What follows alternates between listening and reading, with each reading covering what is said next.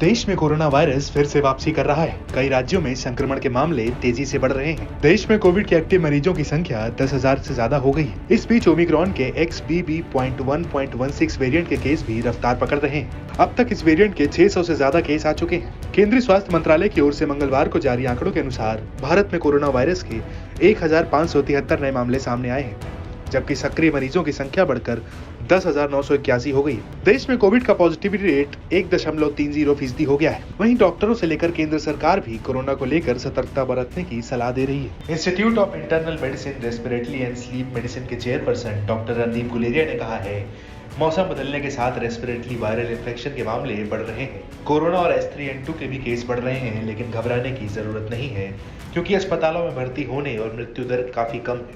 मेरा मानना है कि इस टाइम जब मौसम बदल रहा होता है तो रेस्पिरेटरी वायरल इन्फेक्शन की केसेस यूजुअली बढ़ते हैं, और कोविड भी और H3N2 जो इन्फ्लुएंजा वायरस है उनके केसेस कुछ हद तक बढ़ेंगे।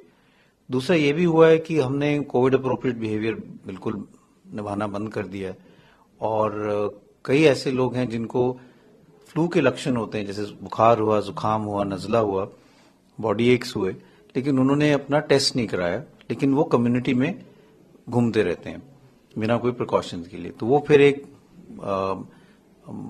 तरीके से बीमारी को फैला रहे हैं। तो ये हम देखें कि कोविड अप्रोप्रिएट बिहेवियर नहीं हम कर रहे हैं, थोड़ा हद तक वायरस ज्यादा बढ़ता है इस टाइम में, और दूसरा कि हम कोई प्रिकॉशंस नहीं ले रहे हैं जिनको जुकाम, नजला, बुखार है, तो इसके कारण केसेस बढ़ेंगे। और हम देखते हैं कि हर साल इन्फ्लुएंजा के केसेस बढ़ते हैं, लेकिन इसमें सतर्क रहने की जरूरत है। लेकिन मेरा ये मानना है कि पैनिक की जरूरत नहीं है, क्योंकि अगर हम देखें हॉस्पिटलाइजेशन या डेथ्स जो हैं वो बहुत ड्रामेटिकली इंक्रीज नहीं हुई है, तो इसका मतलब हमारी इम्यूनिटी अच्छी है against COVID, against influenza. Cases are coming, but majority जो है वो माइल्डली है।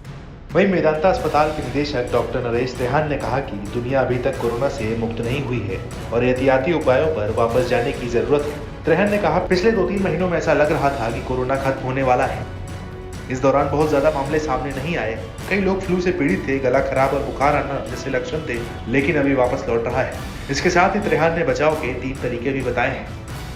With the rising trends that we are seeing, these measures which we used as COVID appropriate behavior must be practiced right now, because of the fact that if it is spreading and the numbers are going up like the way they are going up, we should try to contain it right now. And the way to contain it is the three-way cooperation. One is every individual must be protecting themselves. That is, you wear a mask whenever you're going into like workplace or going into places where there is likely to be a crowd. Avoid densely crowded areas. Always be alert in the sense that if you have somebody who's got a cough and cold, stay away from them. Then also spread the message in your family, in your community, to say, this is something that we need to. So we need to go back to masking, hand hygiene. Isolation if you have a cold and cough. So do not take it casually as it's a common cold, because COVID spreads very fast. So there's no reason why you should give it to other people. So always isolate yourself for those 4-5 days that are necessary. Okay.